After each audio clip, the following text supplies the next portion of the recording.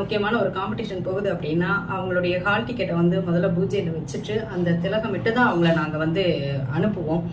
இது இன்னைக்கு நேற்று வந்து இந்த பழக்கம் கிடையாது. சங்க காலம் தொட்டே ஒரு போருக்கு போவோம் அப்படின்னா அப்பவுமே அந்த வெற்றி திலகம் இட்டு தான் வந்து அனுப்புவாங்க. அந்த வெற்றி திலகத்தினால அவங்க ஜெயிக்கிறாங்க அப்படி கிடையாது. அது நம்பிக்கை, எங்களுடைய நம்பிக்கை. எங்க நம்பிக்கையை எங்க குழந்தைகளுக்கு நாங்க கடத்துறோம். இந்த நம்பிக்கையை நாங்க கடத்தும் பொழுது இது ஒரு பாண்டிங், ஒரு மெல்லிய பாண்டிங். அந்த குழந்தை நம்புது, எங்க அம்மாவுடைய பிரேயர் நான் என்னை ஜெயிக்க வைக்கும் நம்புது. அந்த நம்பிக்கை உனக்கு அவங்களுக்கு ஒரு ஆத்ம பலத்தை கொடுக்குது.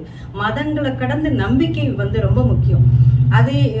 அதை வந்து நம்ம பழகிட்டோம். இது பாரம்பரியமா வரக்கூடியது. ஓகே, அறிவுபூர்வமா சிந்திச்சா அவங்க படிக்காததா நீங்க வந்து இந்த திலகமிடுறதுலயும் இந்த மாதிரி கயிறு கட்டுறதுலயும் அவங்க வந்து சக்சஸ் ஆயிருவாங்கன்னு கேட்கறது ஓகே, கரெக்ட் தான்.